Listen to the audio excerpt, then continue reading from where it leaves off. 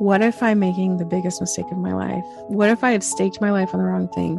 What if God isn't real? What if the Bible isn't true? And I think pretending that we don't ask those questions occasionally is one of the worst things we can do. I think making a practice of asking those questions and sort of girding up ourselves and allowing other people into those questions with us is so important for our formation. Hi friends, I'm Amy Julia Becker, and this is Love is Stronger Than Fear, a podcast about pursuing hope and healing in the midst of personal pain and social division. I got to talk with Lori Ferguson Wilbert today about all the questions that we are invited to ask. Questions we're invited to ask of God and of ourselves. We got to talk about how those questions can open up spacious places in our souls. Really glad you get to join me for this conversation. Lori Ferguson Wilbert, welcome to Love is Stronger Than Fear. Thanks, Amy Julia. I'm so glad you're here. And we have known each other kind of through like the internet for many years, but I think this is the first time we're getting to talk face to face. And I know listeners are not seeing your face, but I am, and I'm glad for that. And there are all sorts of things that I would like to talk to you about, but we're here today really to talk about your latest book. And it is called A Curious Faith: The Questions God Asks, We Ask, and We Wish Someone Would Ask Us. Which I love that title so much, both the title and the subtitle. So I thought maybe we could start. And I realized when I was preparing for this that I may use the word curious way too much in this conversation because I am curious about lots of things that involve your book about curiosity. But I am curious about the title. And I'm wondering where it came from and just how that might relate to what prompted you to write the book. It's interesting that you asked that because that wasn't the title in my head while I was writing the book. Oh, okay. As writers, we don't often get to pick our titles. I really, in my head, it was from a T.S. Eliot quote about disturbing the universe. In my head, it was called Disturb the Universe. But I lost out on that one. Yeah. Yeah. So A Curious Faith, I think that the book is about the ways that we engage questions about our faith, about God, about ourselves, the ways we engage questions from God, from other people. I think so often our faith tends to be in something bedrock that we can see, like tangible things. Mm-hmm. And I wanted to explore, what does it mean to exercise curiosity about things we can't see?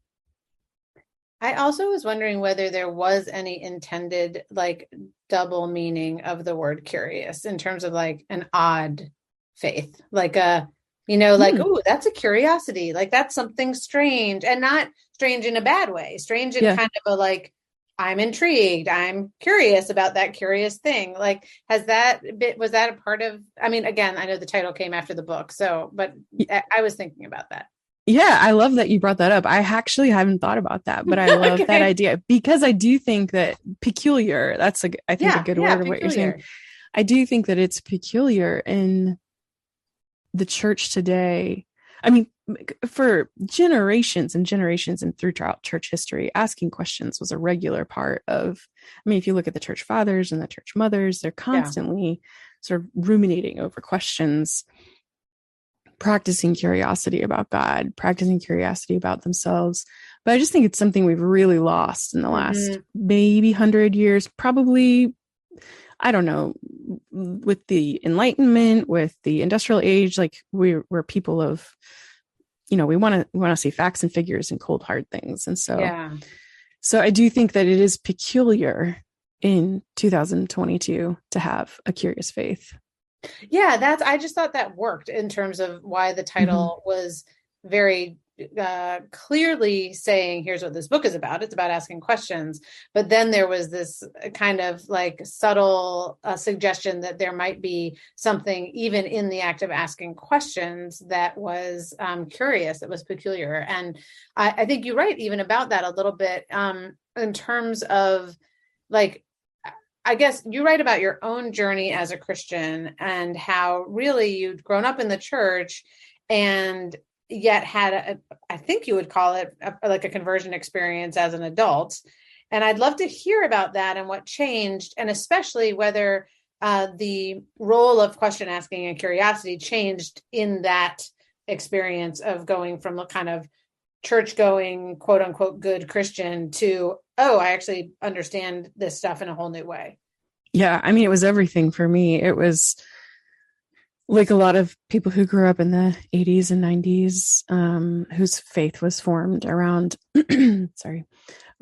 faith was formed around a lot of cultural Christianity. So, we're talking things like purity culture and a lot of politics. And so you were a Christian if you were XYZ. Those were the things that made you a Christian. And then I think in my 20s, I was going through a lot of things in my life, my personal life, that were really, really difficult. And I found church to be the one place that felt safe. And by safe, I just mean it felt like it was the one thing that wasn't going to fall out from underneath me.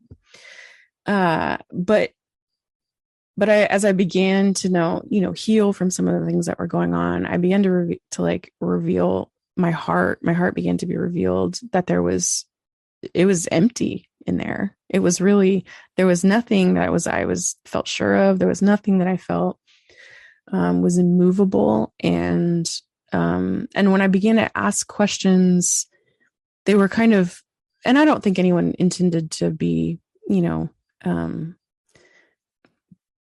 callous with me. I just think that when you're 28 years old and you're asking, is God good? And you're surrounded by people who do believe that God's good, their answer is going to be, of course, God's good. Can't you just believe that God's good? When I think if someone's asking the question, is God good? There's a reason they're asking that question. And there's something underneath that question that needs to be sort of gotten to. And that takes curiosity, takes a willingness to be curious about our own lives. It takes a willingness for other people to be curious about our lives. And when I didn't experience like the goodness of curiosity in those years, I just kept going down and down and down until I ultimately was like, I just don't believe God is good. I don't believe he exists. If he exists, he's not good to me. And I just can't serve a God who's, choosy about who he's going to be good to. And the Lord, I mean, through this amazing sort of weird coincidental chain of events, brought me to a place where one of the first things I heard from the pulpit in this church that I was beginning to go to was, we're not afraid of your questions and God's not either. And that was like this, awakening for me, where I thought, wow, there's a wide pasture. If I can entertain the possibility that God might be good. I'm not saying he is, I'm not saying he exists, but if I can entertain the possibility that he might be good, what is goodness to me? Goodness is permissive around questions. That was how I equated goodness. It was Psalm 16 says it's a pleasant boundary line. And so, asking questions sort of became I would say theme. Looking back, I would say it was a theme. I don't know that I could have identified it as a theme in the moment, but looking back, it definitely was a main theme for me, leaving the church and then coming back. So it sounds like there was a sense of, there was a long time period where it felt like, and it even had an experience of saying your questions are not welcome, or they have like a very easy answer that does not actually address them in a way that's helpful. And so that was what was like pushing you away, or at least contributed to you saying, well, then maybe this is not for me. And then hearing that your questions were welcome opened up a way to say, okay, then maybe I can find out more and maybe there is something here for me. Is that accurate? Like, totally accurate. And I want to be careful again to not characterize anyone from before as like, they're not bad people. Right. I think they just didn't have a rubric for how to question faith without losing it. And I didn't coined that phrase. AJ Swoboda said how to question your faith without losing it, which I love that. And I just think so many churches don't have that rubric. So many Christians don't. So, yeah. Yeah, I remember I worked for a parachurch youth ministry right out of college. And so one of the things I got to do there was just put together like teaching series and was trying to introduce high school kids to Jesus, really. And so one of the teaching series that we put together were questions that Jesus asks and questions that people ask Jesus. And it was such a wonderful, pretty early experience for me.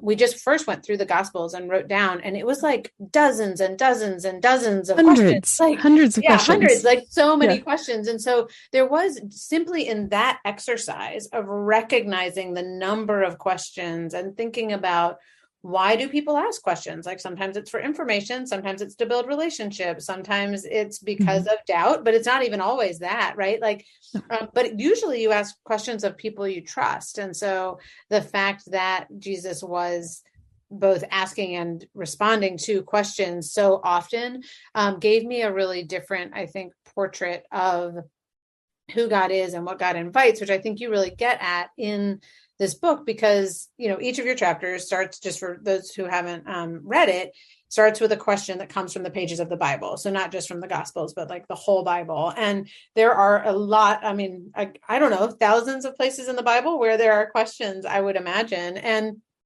I wanted to get you to just talk a little bit about what you see as the significance of the fact that there are so many questions, and they're really good questions. I mean, they're really, they're not just about getting the facts straight, right? But like, what are the types of questions that we find in the pages of Scripture? What's the significance, and what do they tell us about God and about ourselves? I love that question. I mean, I think a good practice to hold as humans is the practice of knowing that there's always another question underneath a question.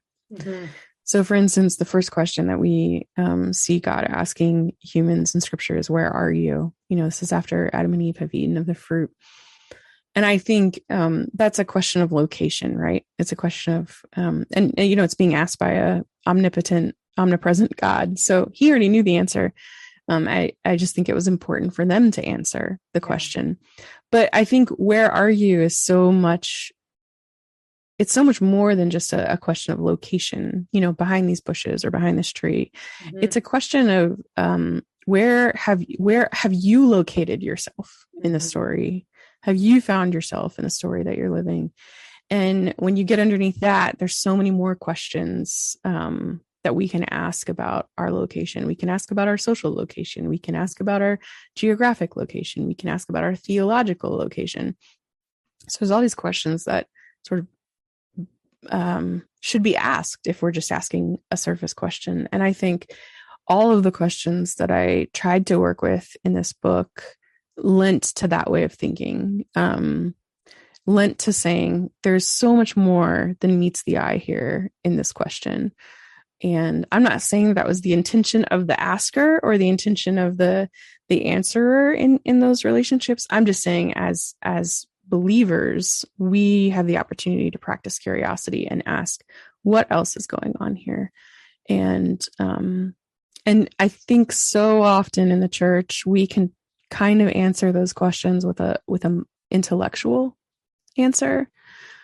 Well, this is, you know, in the ancient Near East, this is what was happening in that time. And here's why Jesus asked so many questions, because he was he was a rabbi and all those things. We can kind of give those answers, but I'm interested in the sort of existential philosophy, like these kind of questions that sort of tie us up inside sometimes, that we're sometimes afraid to ask.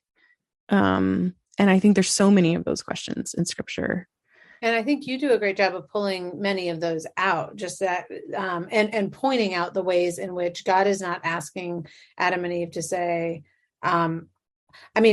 essentially not asking them to say, I'm hiding behind the tree, but like to actually come to terms with what has happened and who they are, as much as any sort of like geographical location in the garden, right? And that's true also. I mean, you bring up the some of the Jesus's questions in terms of where is your faith is one I remember you writing about, and that we can hear that as like exasperation, but it might just be an honest question, like, where is your faith? Like, what's going on here? Tell me about it. And I mean, and you think about just the relational role of questions, and if you assume going into it was interesting to me reading this book in terms of the ways in which our assumptions about the character of the other person on the side of a question is going to really affect the way in which we hear that question. Yeah. And so, like, if we see God as accusing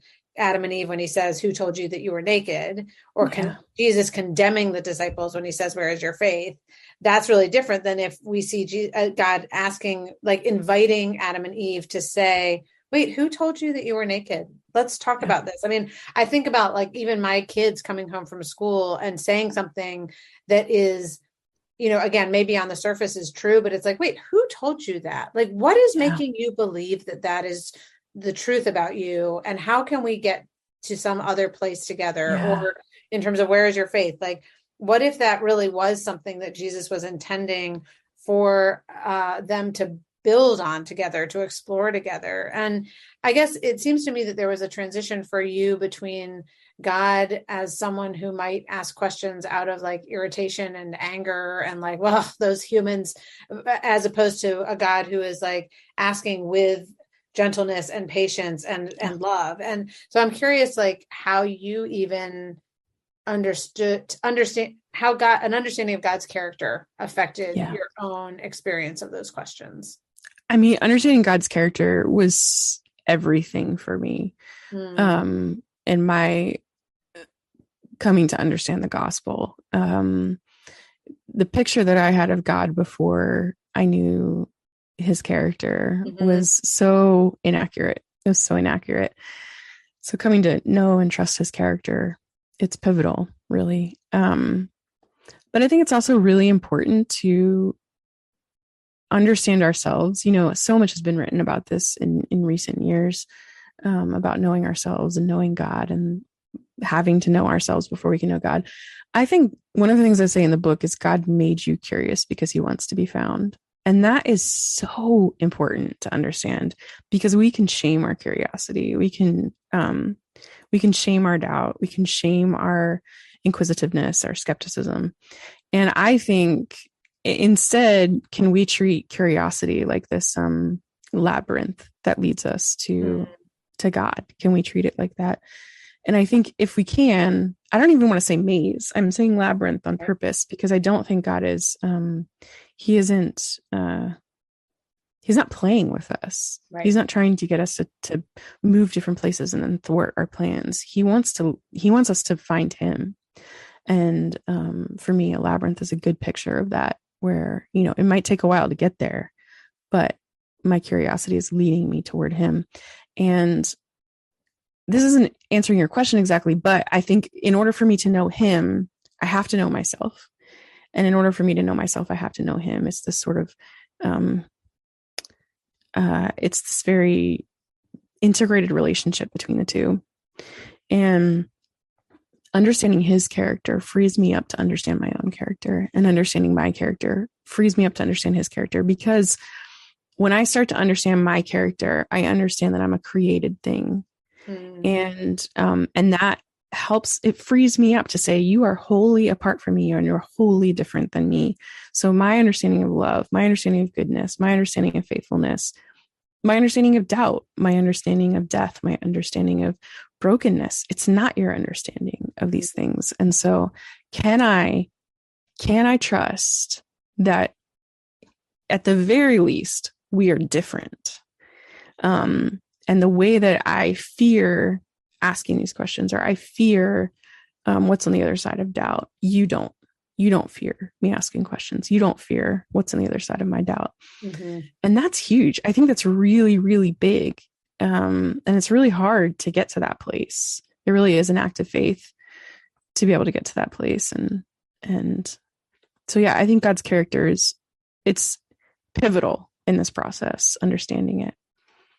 Yeah. And starting from an assumption of belovedness, like that God is love, and goodness and truth, right? And beauty and justice and all of those things, kindness, patience, goodness, all those things. And so, well, if that's the case, and God is God, then God can take it. Like my doubts, my fears, my petulance. I mean, even if I am being like a really whiny or stubborn or any of the negative things I might think about myself, even that, like God can take it. And oftentimes that's actually not what I'm doing. And so I certainly don't need to assume that God will respond to my fears, doubts, or just my curiosity, like, I don't get it, with anything other than loving kindness, even if that might come out by way of, you write about Job, and where God is basically like, you got to sit down and understand who I am before we can go any further,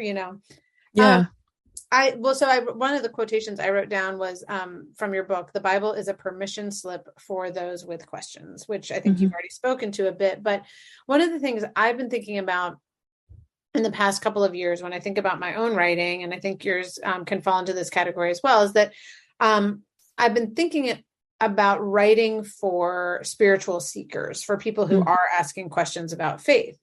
And I hope that is true, that that's something I'm doing. And I want to be accessible to people who are not just like, oh yeah, I've signed on the dotted line and I know who Jesus is and whatever. But I've also realized that I am writing for spiritual seekers who are Christians as much as I'm writing for spiritual seekers who are not Christians. And that in fact, there's a real congruence between people inside and outside of the church, or whatever we want to call it, when you're willing to ask questions. And so it seems to me that sometimes Christians assume that the questions stop once you have faith. Like that there's some difference between having faith and having questions. And, because it's like, oh, we're a seeker friendly church, right? And then once the seekers have their questions answered, they are Christians, and therefore they're no longer seekers, and we're done. And I'm like, well, wait a second. I'm a Christian and I'm a seeker. Like I still have a lot of questions, and anyway, that's been a helpful recognition for me. But I'm also curious if you can speak to just why do we think that faith and curiosity, or faith and questions, are actually at odds with each other? I think because we're human, and because the very first sin was, tasting of the tree of the knowledge of good and evil. And the temptation was, you can be like God and know everything. And so this isn't a new struggle in our flesh. This is as old as time.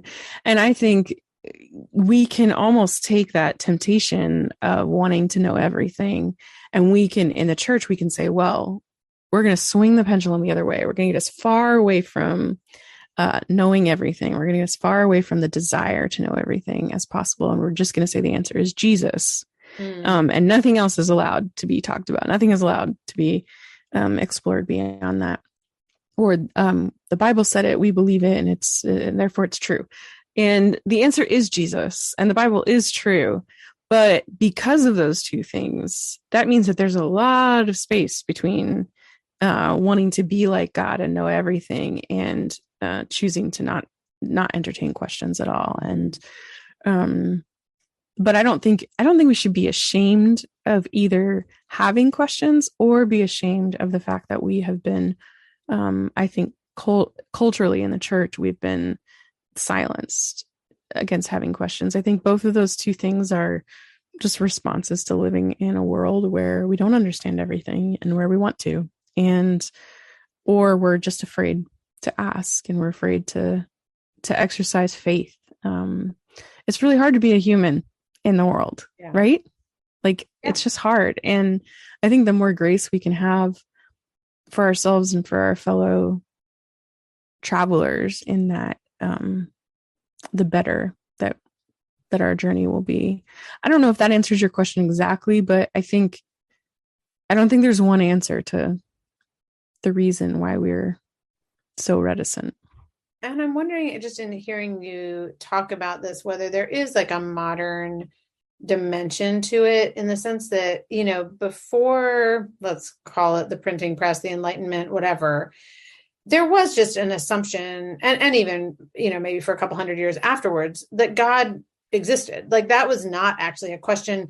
It wasn't like people weren't allowed to ask it. It didn't, in the same way that we're not asking the question of whether the atmosphere exists. Yeah, it does. We know that, like, that's just a given.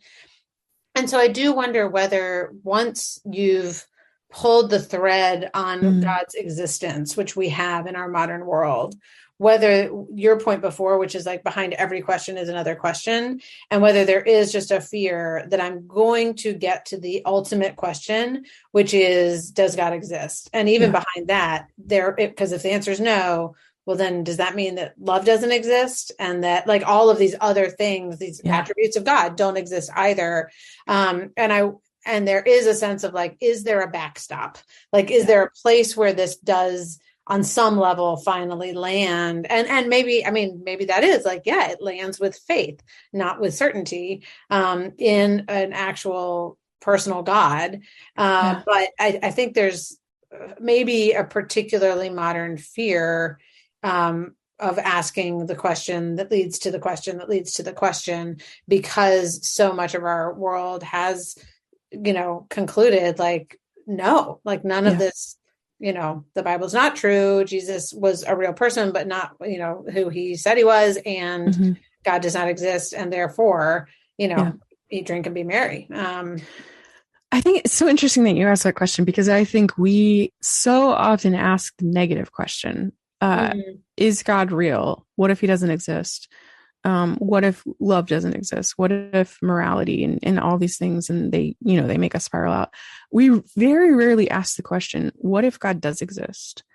What if love is real? What if love is as good as I want it to be? Like when I imagine love in my mind, what if it's even better than what I imagine it to be? What if justice is better than what I see around me? What if God is better? What if God does exist and is better than I think he is? We so rarely ask that question. Well, and there is there's the problem of suffering and the problem of evil, but there really is a corresponding problem of good, and of kindness and of gentleness, all of those things, which I think is getting at part of what you're saying, that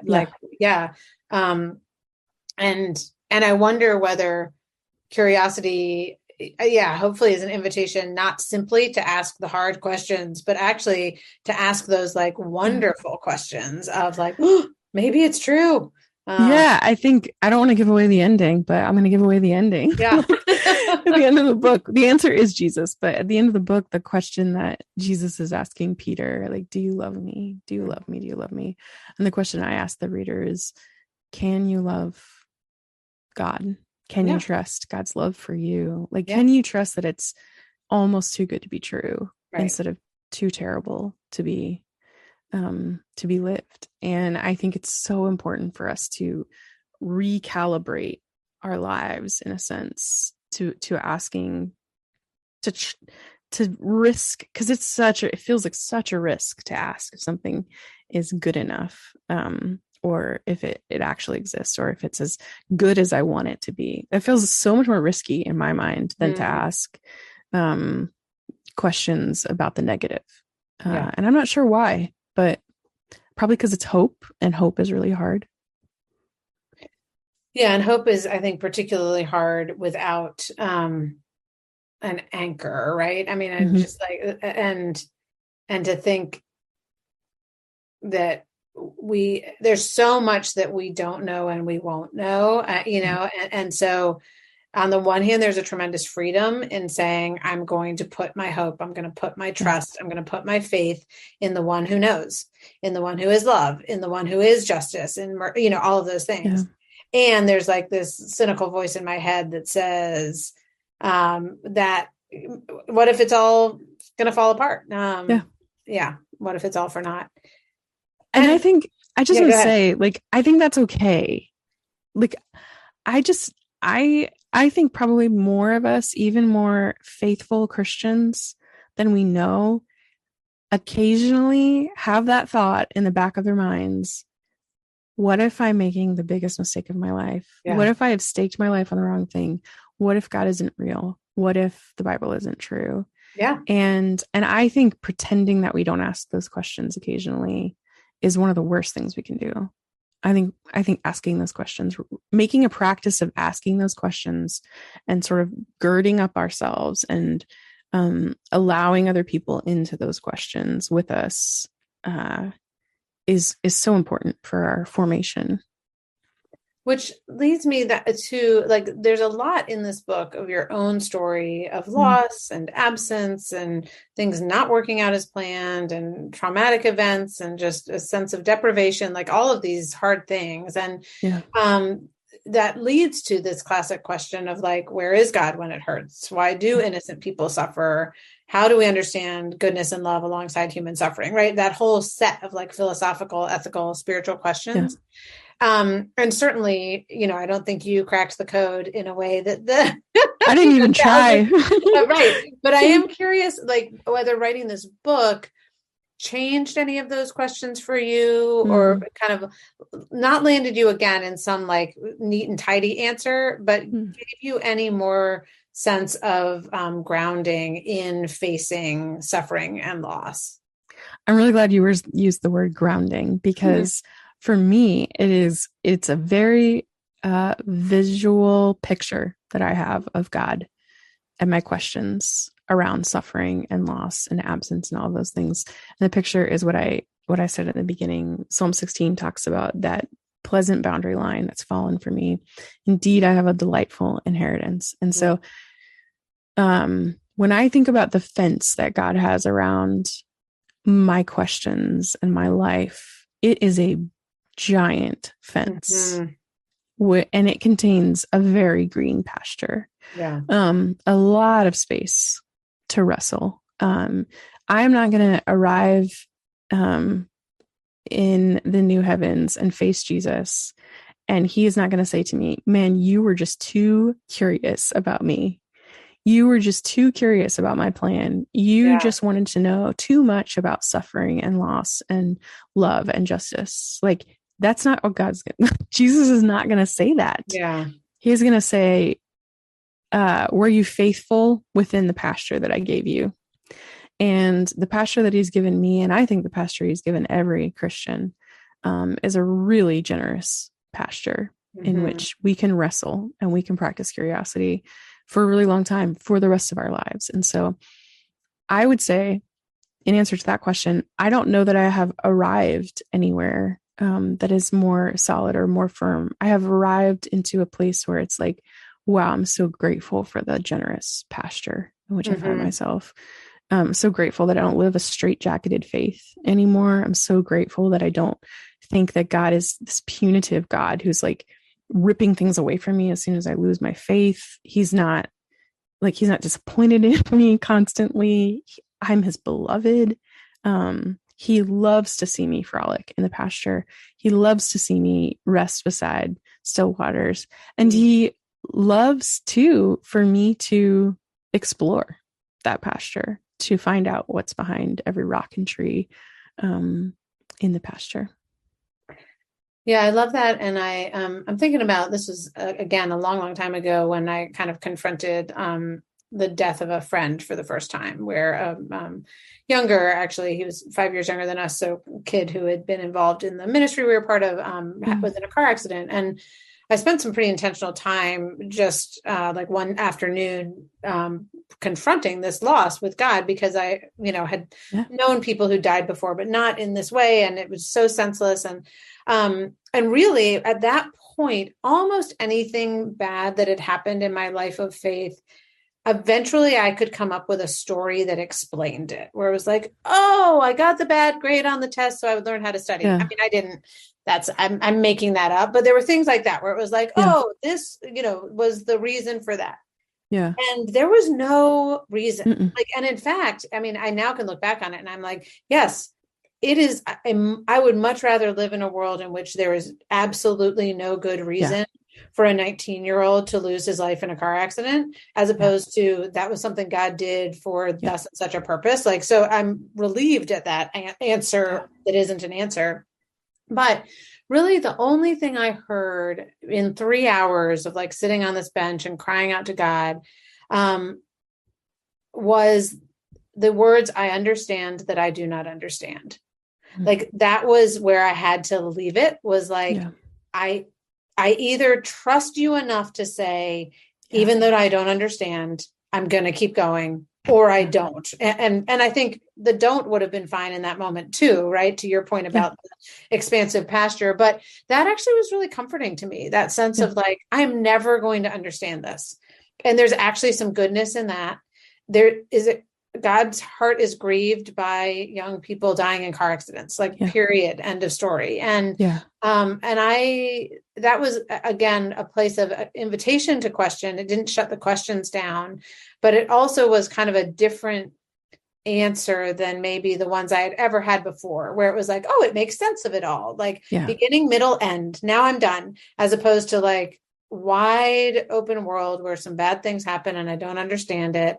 And there's a lot of beauty and goodness, and I want to be a part of that.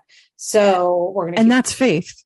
That's faith. Like that's this juxtaposition between like, I do not understand.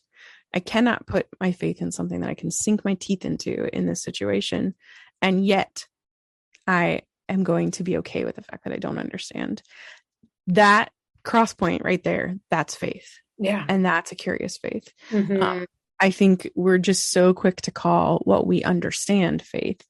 And I think, honestly, I think about what we're seeing in the church right now, and I'm just seeing people constantly fall away from the Lord, or what I perceive to be falling away from the Lord. And really what it is they're falling away from institutions. They're falling away from people because they put their faith in those things. And I know, because I've been there. I've put my faith in institutions, put my faith in people.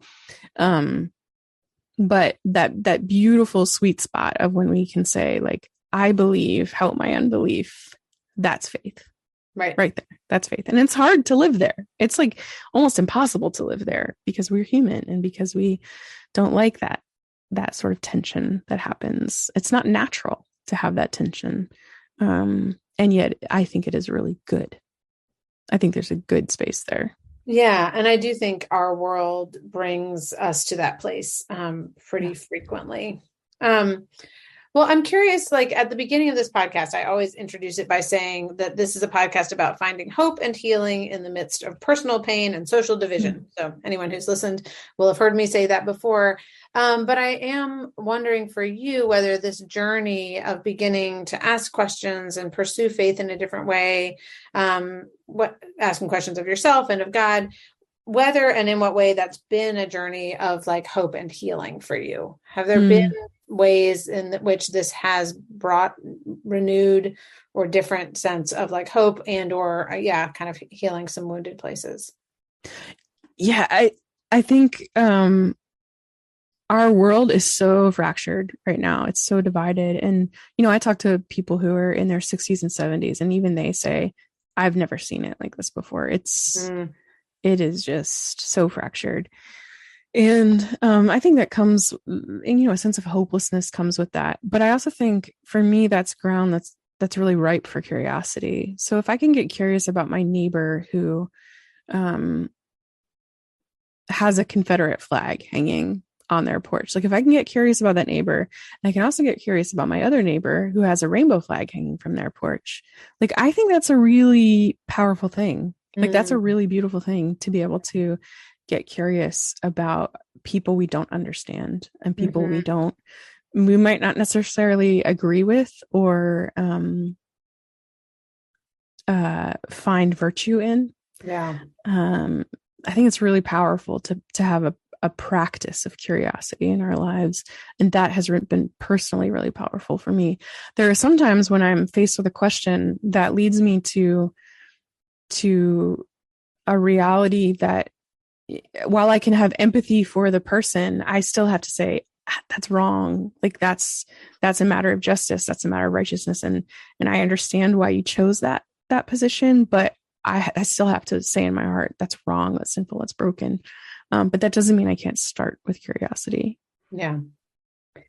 Well, and just as we come to kind of to the close of this conversation, I'm recognizing that I'm a question asker. I love it when people ask me questions. I love, I host a podcast because I like asking people questions, but I also like getting to new answers. And I do find a need to rest in the presence of God and sometimes be not done with my questions in like a permanent way, but in the sense of like, again, back to your image of the pasture, just like time to lie down by the still waters, like it makes me lie down, and I'm wondering whether you have any intentional practices of resting in the love of God amidst all of the enduring questions. That's such a good question. I would say, I mean, for me, being out in nature is the best practice for me too. And we live in a place that is just, it's just ripe with beauty. Yeah. And so we are outside all the time. And it is a space that reminds me of the bigness of God and the goodness of God. And again, it's like this sort of tangible representation of the pasture, of the wideness and the expanse and the space to move around. And so, I think being out on my kayak, being in the woods, those kinds of things are really good practices for me.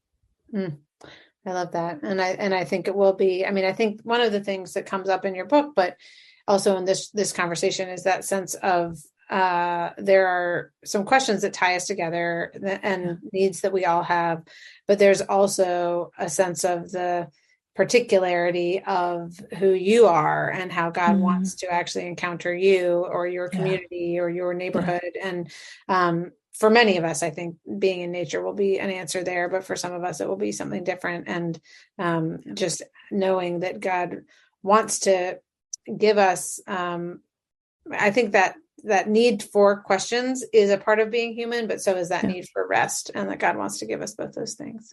Yeah, he does. Well, thank you for giving us so many prompts for really good questions and conversations in your book. And thank you for your time here today. Thanks for having me.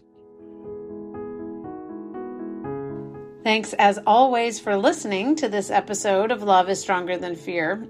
We rely on word of mouth around here, so please let other people know if you enjoyed this episode, and please also leave a rating or a review wherever you get your podcasts. It really helps to get the word out. Thanks also to Jake Hansen for editing this podcast. Thanks to Amber Beery, my social media coordinator, who makes everything behind the scenes happen. And finally, as you go into your day-to-day, I hope and pray you will carry with you the peace that comes from believing that love is stronger than fear.